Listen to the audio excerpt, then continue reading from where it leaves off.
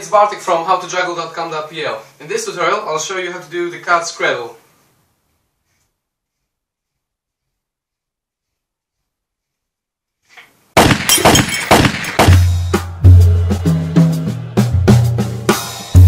Alright, so first of all you should know how to do a trapeze on both right and left side.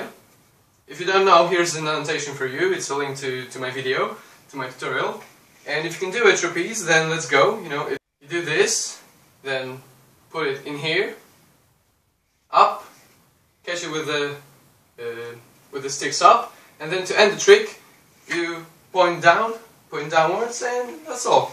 So now, trapeze, this, up, and down. I'll show you this from different angles because I know it's hard to see the string from this angle, so you'll see that from different angles, and of course in slow motion to make it easier for you.